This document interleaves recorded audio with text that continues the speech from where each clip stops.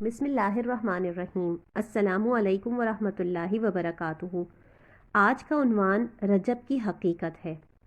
رجب کا عزوت والا مہینہ آ چکا ہے اور شعبان کا بھی ایسا مہینہ آ رہا ہے جس میں رسول کریم صلی اللہ علیہ وآلہ وسلم بکثرت روزے رکھا کرتے تھے۔ اس میں ایک رات شب برات بھی آنے والی ہے۔ ان تمام مہینوں سے صحیح فائدہ اٹھانے کی توفیق کی دعا کرنی چاہیے۔ رجب میں کوئی خاص مخصوص عبادت رسول کریم صلی اللہ علیہ وآلہ وسلم سے ثابت نہیں، بلکہ جاہلیت کے زمانے میں رجب کے مہینے میں جو جاہلیت عرب تھے جو کہ بت پرست تھے، وہ رجب کے مہینے میں قربانی کیا کرتے تھے بتوں کے نام پر۔ اس کو عطیرہ کہتے تھے اور ایک جانور کا جو پہلا بچہ ہوتا تھا اس کو قربان کر کے بتوں کے نام پر چڑھایا کرتے تھے، جو کہ ورا کہلاتا تھا۔ رسول کریم صلی اللہ علیہ وآلہ وسلم نے ان رسموں کو ختم کیا۔ رجب کے مہینے میں یہ ساری رسم جاہلیت کو رسول کریم صلی اللہ علیہ وآلہ وسلم نے مٹا دیا۔ البتہ اس میں رمضان کی تیاری بے شک کرنی چاہیے، جو کہ رجب کا اہم حصہ ہے۔ رجب میں کسی خاص دن یا خاص تاریخ یا کسی خاص عبادت کو کوئی حکم رسول کریم صلی اللہ علیہ وآلہ وسلم نے نہیں دیا۔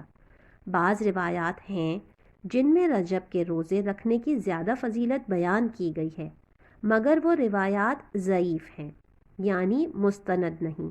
لہٰذا رجب کے مہینے کا روزہ رکھنا اور عام دنوں میں روزہ رکھنا، ان دونوں میں کوئی فرق نہیں ہے۔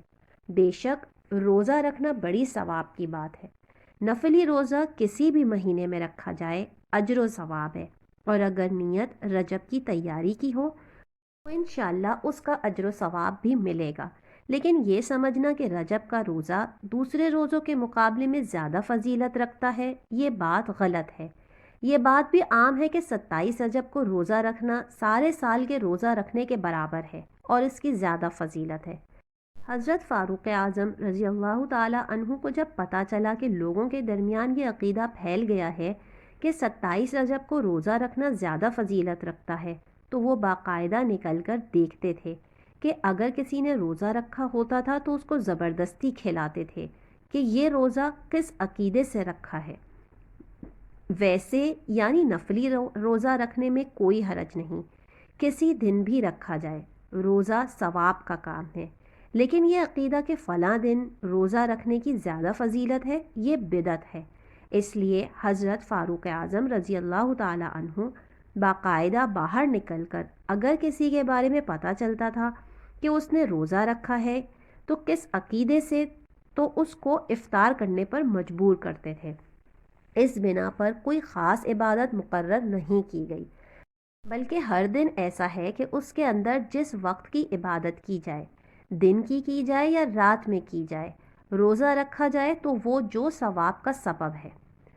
کسی خاص تعین کے بغیر کوئی حرج نہیں ہے، بلکہ اچھا ہے تاکہ رمضان کے لیے تیاری ہو سکے۔ اسی طرح کہا جاتا ہے کہ شب معراج یعنی 27 رجب، اگرچہ روایات مختلف ہیں لیکن بعض کثرت سے روایات اس بات کے اوپر بھی آئی ہیں کہ رجب کے مہینے میں ہوئی ہے، مگر کوئی تاریخ یقینی طور پر ثابت نہیں ہے۔ رسول کریم صلی اللہ علیہ وآلہ وسلم کی معراج کی رات تھی۔ بعض روایات ہیں رجب نہیں ہوئی، اسی طرح روایات مختلف ہیں، اور اسی سے یہ بات پتہ چلتی ہے کہ امت میں سب کسی خاص رات کا تعین کر کے اس کو منانے کا کوئی خاص اہتمام نہیں کیا گیا، کیونکہ اگر منانے کا اہتمام کیا ہوتا تو وہ تاریخ محفوظ ہوتی۔ لیکن یہ کہیں رسول کریم صلی اللہ علیہ وآلہ وسلم معراج کے بعد 18 سال دنیا میں رہے۔ آپ نے کسی سال ایسا کوئی حکم نہیں دیا کہ شب معراج میں کوئی خصوصی عبادت انجام دی جائے یا کوئی خاص فضیلت۔ بے شک وہ رات جس میں نبی کریم صلی اللہ علیہ وآلہ وسلم کو اللہ تعالیٰ نے معراج کی، آپ کو اعلیٰ مقام عطا کیا، وہ عظیم رات تھی۔ نبی کریم صلی اللہ علیہ وآلہ وسلم کی اس رات کی کوئی مثال ملنی مشکل ہے، لیکن ہر سال اس کو منانے کا تصور نہ نبی کریم صلی اللہ علیہ وآلہ وسلم سے ثابت ہے اور نہ صحابہ کرام رضی اللہ تعالی عنہ سے صادق ہے۔ اس لیے اس میں ویسے ہی عام رات کی طرح عبادت کریں، لیکن اس عقیدے کے ساتھ کرنا کہ اس کی فضیلت زیادہ ہے، اس کی کوئی اصل اور بنیاد نہیں ہے۔ اس مہینے کو اللہ تعالیٰ نے عظمت والا مہینہ قرار دیا ہے، رمضان کا مقدمہ قرار دیا ہے۔ اس پر رمضان کی تیاری کی ضرورت ہے۔ اس کی تیاری یہی ہے کہ جتنی بھی اللہ تعالیٰ کی طرف رجوع کرنے کی توفیق ہو اس کی طرف متوجہ ہونا چاہیے، کیونکہ عام دنوں میں ہم زیادہ تر دنیاوی کام دھندوں میں لگے رہتے ہیں اور بسا اوقات اللہ تعالیٰ کی طرف رجوع کرنے کی توفیق نہیں ہوتی۔ تو رجب کے مہینے سے اپنا رخ اور اپنی سوچ کا محور اللہ تعالیٰ کی رضامندی کی طرف مائل کرنا چاہیے، تاکہ جب رمضان کا مہینہ آئے تو صحیح طور پر فائدہ اٹھایا جا سکے۔ اللہ تبارک و تعالی اپنے فضل و کرم سے ہم سب کو اس کی توفیق عطا فرمائے، آمین ثم آمین۔ میں امید کرتی ہوں کہ آج کی ویڈیو آپ کو پسند آئی ہوگی اور انفارمیٹیو بھی رہی ہوگی۔